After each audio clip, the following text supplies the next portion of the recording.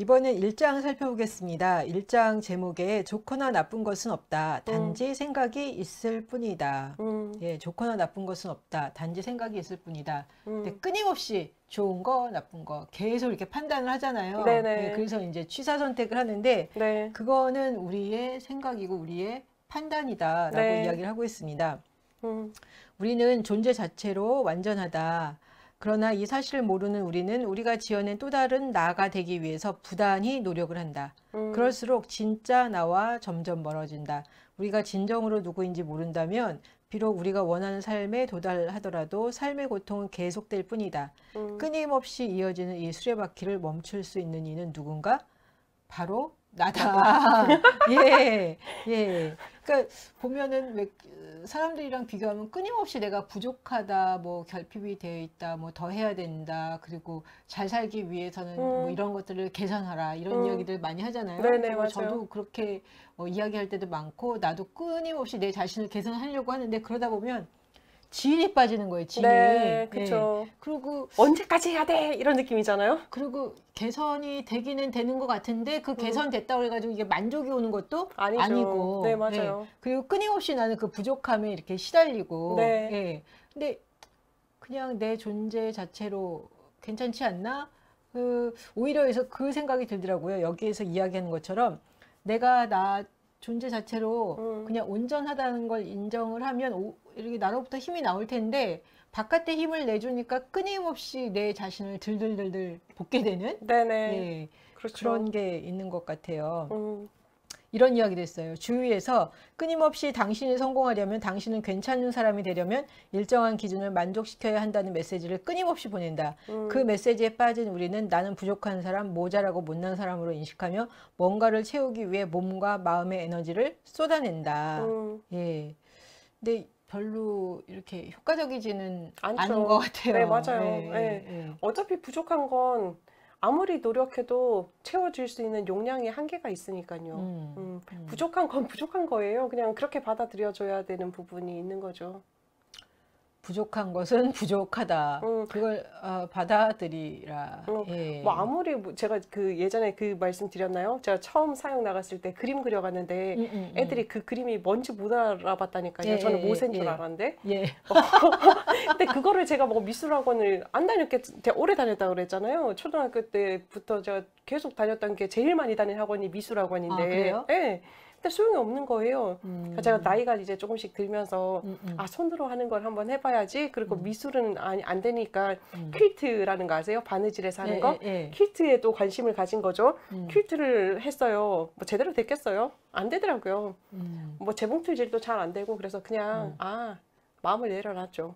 손으로 하는 건 안 되는구나. 나는 손이 발이구나. 손이 발이구나? 그리고 나니까 너무 편안한 거예요. 그래요? 더 잘하고 싶은 느낌도 없고 대신 정성 들여서 하기는 해요. 하기는 하는데 그게 나온 작품이 만족스럽지 않아도 좋더라고요. 내 손으로 한 것이 의의가 있다. 그렇게 받아들여지더라고요. 잘하지 못해요. 참 건강한 발상이시네. 이게 상태가 좋을 때는 되고요. 또 상태가 안 좋을 때는 욕심이 많아서 저도 뭐든지 예. 다 잘하고 싶거든요. 예, 예. 안 좋을 때는 뭐 또 이제 비난에 자기 비난의 그 구렁텅이 속에 좀 빠져 있다가 또다시 끄집어냈다가 뭐 그거 작업은 반복을 하고 있죠. 저는 이 이야기들을 보면서 뭐 한 50%는 하는 것 같고 50%는 그냥 이렇게 뭐 막 가는 것 같다라는 생각을 하는데 자신의 생각이나 감정을 자기 자신과 동일시하면 자신이 누구인지 잊어버린다. 우리가 습관적으로 현재 순간에서 멀어진다면 그것은 지금 여기에 있는 우리 삶을 살지 못하는 것이다. 여기서 살지 못한 삶이란 곧 우리가 느끼는 슬픔과 두려움, 수치심, 열정들이다.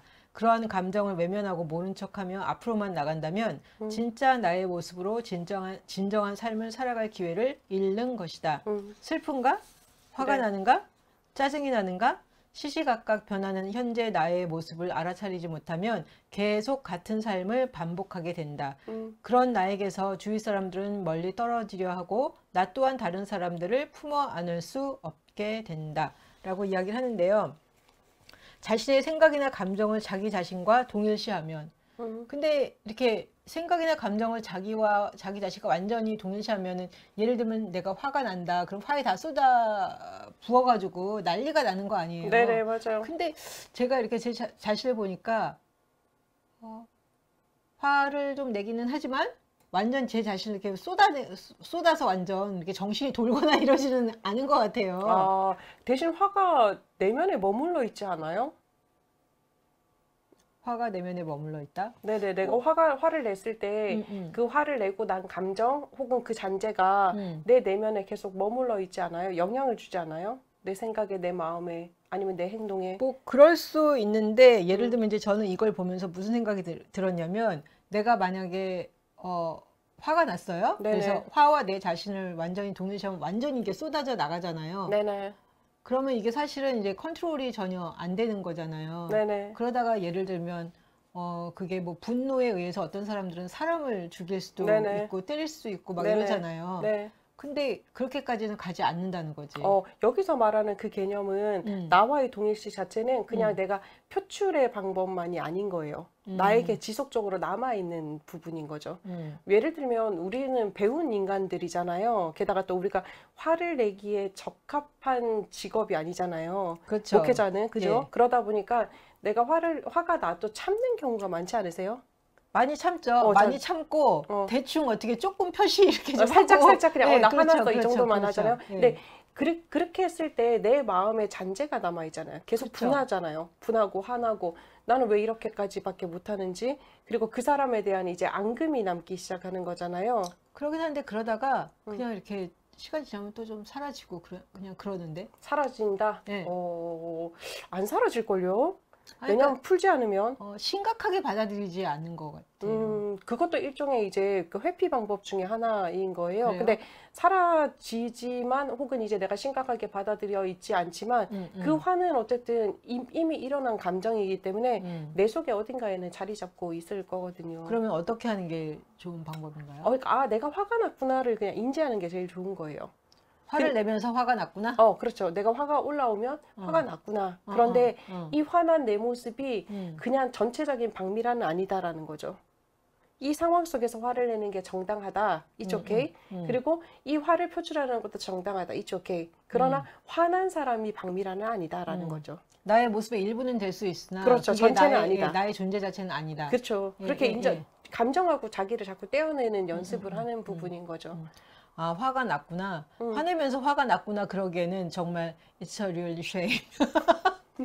쉽지는 않죠. 그러니까 감정 예. 표출이 먼저 나오는 사람들 같은 경우는 쉽지가 않지만 그래도 인지를 하려고 노력을 해야 되는 거죠. 그러면 화난 내 모습 자체에 대해서 네. 그냥 편안해져도 되는 건가요? 그렇죠. 예를 들자면 두 종류의 사람이 있는, 뭐 두 종류, 세 종류 정도 있을 수도 있는데 감정의 표출이 빠른 사람이 있어요. 그냥 전적으로 아까 그 선생님 말씀하신 것처럼 내가 화가 났을 때 확 퍼부어대는 사람이 있잖아요. 그런데 반면 감정의 표출이 없는 사람도 있는 거예요. 화가 났어. 근데 이거를 표현을 못해요. 존심이 상해서. 존심이 상해서일 수도 있고 아니면 어렸을 때부터 내가 화를 표출하면 혼나는 가정에서 자랐거나 뭐 이제 그러면 안 하는 사람도 있고 세 번째는 아예 무감각한 사람이 있어요. 근데 이게 셋 다 좋은 방법은 아닌 거죠. 근데 셋 다 좋은 방법이 되려 그러면 먼저 인지를 하는 거죠. 화가 났구나. 화가 났구나. 내가 분노하는구나. 그런데 여기에서 끝나는 게 아니라 내가 왜 분노하지라는 거를 생각해 볼 필요가 있는 거죠. 그리고 거기에다가 이제 점점 자기를 이제 파고 들어가게 되면 요 감정 자체가 나를 좌지우지 못하는 그러니까 감정이 내가 안 될 수 있는 방법 중에 하나인 거예요. 말씀 들으면서 드는 생각이 저는 때로 살다 보면 화가 나잖아요. 그럼요. 근데 화내는 내 모습이 싫은 거예요. 그렇죠. 없어 보이잖아요. 그러니까 네. 모양 빠지니까 네네. 예, 화내는 내 모습이 싫고 화내고 난 다음에 이제 그렇게 하지 말걸. 그렇지 않았으면 더 좋았을 텐데. 이렇게 후회하는 거, 그죠? 후회하고 막 이러는데 선생님 말씀 드리면서 사실 보면은 정말 이렇게 화낼 상황들이 있거든요. 맞아요. 그냥 화가 났구나. 그리고 화난 나에 대해서도 제가 제 자신을 조금 더 좀 편안하게 받아들여 줘야 되겠다. 그렇죠. 그러면 이제 표현하는 방법이 조금 더 부드러워질 수 있겠죠. 예를 들자면 뭐 이제 예전에 화가 났으면 왜 이런 거야? 막 이래 소리를 질러야지 속이 시원했다면 내가 화가 났구나. 그래 내가 왜 화가 났는지 그리고 그 말이 나한테 어떻게 들렸는지 그 행동이 나한테 어떻게 받아들여지는지를 한번 보게 되면 그 감정을 컨트롤을 할 수 있는 거예요. 그리고 내가 당신의 이런 행동이 나로 하여금 이렇게 하니까 기분이 상했습니다 라고 부드럽게 표현이 될 수 있는 부분인 거죠. 나도 화를 낼 수 있는 존재라는 거지. 당연하죠. 왜냐하면 모든 감정은 모든 사람한테 있는 거니까. 근데 하여튼간 특히 뭐 화내고 이러는 거는, 미워하는 거는 조용히 미워할 수 있잖아요. 맞아요. 맞아요. 조용히 미워할 수 있고 이게 표시를 안 낼 수 있는데, 이게 화내는 건 이게 바깥으로 표시가 나잖아요. 그렇죠. 근데 저는 표시가 전혀 안 났었어요. 그래요? 저는 제가 몰랐는데 제 이제 학교 다닐 때, 대학 다닐 때 친구들 그리고 중고등학교 때 친구들 보면 제가 화를 내는지 아니면 제가 화가 났는지 인지하는 친구가 아무도 없었어요. 신대원 때까지. 네. 그래요? 네, 놀랐죠. 완전 꾹꾹 이렇게 눌렀다기보다 그냥 화가 난 것 자체를 외면했다는 거에 대해서 전 좀 더 가까웠던 것 같아요. 그냥 아니 뭐 그냥 별로 안 중요하게 여기고 넘겨버리는 슬픈 것 역시. 그냥 제가 눈물을 뚝뚝 흘리면 이제 친구들은 제가 슬프구나 라는 거를 깨달을 정도로 감정을 거의 보여주지 않았죠. 요즘에는 이제 조금 제가 이제 자유를 줬더니 감정들이 자주 보이는 편이기는 한데 그러니까 표시도 하고요. 일부러 이제 화가 났으면 화가 났다라고 표시도 하는 편이고요. 제 정신 건강을 위해서.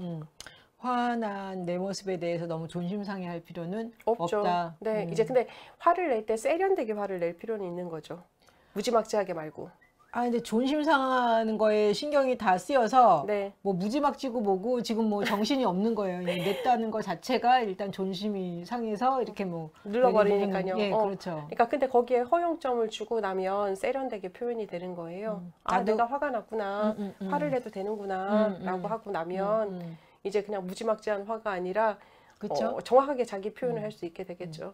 솔직히 말해서 화 안 나는 사람이 어디 있겠어요. 그럼요. 부처님도 화가 냈겠죠. 네, 근데 저 안에 약간 그런 마음인 것 같아. 우아해 보이고 싶은 마음? 그러니까요. 저는 제일 좋았던 게 뭐냐면, 제일 좋았던 이제 그 성경 구절이 두 구절이 있어서 제가 화에 대해서 고민이 되게 많았던 거예요. 뭐 화에 대해서만은 아닌데, 모든 감정에 대해서 되게 고민이 많은 거예요. 부정적인 감정에 대해서 표현을 잘 못했으니까. 그런데 성경을 보면서 위로가 됐던 게 뭐냐면, 첫 번째는 예수님이 온유한 분이라 그랬는데 그 다음에 무슨 일을 하셨냐면 성전 정화 뒤집어 엎고 난리를 치셨잖아요. 모세가 온유한 사람이라 그랬거든요. 얘도 하면 안 되죠. 이 할아버지께서도 온 난리를 다 떠셨잖아요. 그런데도 온유한 거예요. 그 말은 무엇인가? 자기의 표현을 안 하는 것이 아니라 정확하게 옳고 그름을 구별해서 할 수 있는 것 자체가 온유함이다라는 개념으로 들어가면서부터 감정에 대해서 조금 더 편안해졌죠. 제가 화를 내는 감정에 대해서도. 우아한 거 그만두고 그냥 정직하게 살아야 되겠어요. 정직하게 살다 보면 더 우아해질 것 같아요. 그러게요. 그렇죠. 그렇다 그래가지고 화를 안 낸다고 그래가지고 이게 겉으로 표시가 안 나냐? 그럼요. 얼굴에서 울그락불그락 하지. 그럼요. 표시 나요. 그러니까. 네. 다 알죠. 말은 안 해도. 뭐 화나는 내 자신에 대해서 조금 더 이렇게 좀 허용적으로 좀 봐주는 게 필요하다라는 생각이 드네요. 네. 혹시 일장에서 하시고 싶은 이야기 있으시면? 네네. 우리는 이제 그 이야기 있었어요. 다른 어떤 것들보다 이제 그 구세 기원에 대해서 얘기를 하더라고요. 인도 아리아어족에서는 구세 기원을 소속 비롱잉이라는 단어와 같다라고 표현을 했거든요. 내가 좋은 사람이 되려고 하면 나는 나에게 소속되어 있어야 되는구나 라는 생각을 하게 된 거예요. 나의 능력, 그 다음 이제 나의 선함, 나의 이제 뭐 악함까지도 수용하고 받아들여주고 그래야지 진정한 나로 좋은 나로 살아갈 수 있겠구나 라는 생각을 하게 됐어요. 그게 참 감동적이다라는 생각했고 또 한 가지는 되게 이제 또 한 번 딱 머리 맞는 느낌이었는데 이제 36페이지에 보면 존 오도 나우휴 이름도 어려워요. 이분께서 이랬어요. 우리는 우리의 진짜 본성을 잊고 살아간다. 우리는 삶을 관리하느라 너무 바빠서 우리가 관계 맺고 있는 이 위대한 신비를 덮어버린다라는 거예요. 내가 내 외면을 관리하기 위해서 정신없다 보면 진짜 나의 내면과 관계를 맺으면서 누릴 수 있는 여러 가지 놀라움들을 경이로움들을 잊어버릴 수밖에 없겠구나라는 생각하게 되면서 정말 재밌게 표현하셨다라는 생각했어요. 사실 자기 관리하느라고 정신없어서 대해서 내 내면을 살펴볼 수가 없고 그렇죠. 이제 저 같은 경우는 우아하게 보였으면 좋겠다. 네. 화 안 나는 사람으로 보였으면 좋겠다. 이게 네. 겉으로 전혀 별로 네. 효과도 없어. 그러니까요. 근데 이제 그 생각이 되게 강하니까 네. 내 내면을 실제로는 돌보지 못하는 예, 네네. 그런 역설이 발생한 것 같아요. 네네. 재미죠. 네. 그러니까요. 좋거나 나쁜 것은 없다. 네. 단지 예. 생각이 있을 뿐이다라는 예. 거죠. 예. 네. 있는 그대로 좀 보고 인정하는 것, 자기 감정에 대해서도. 네네. 네. 좋습니다.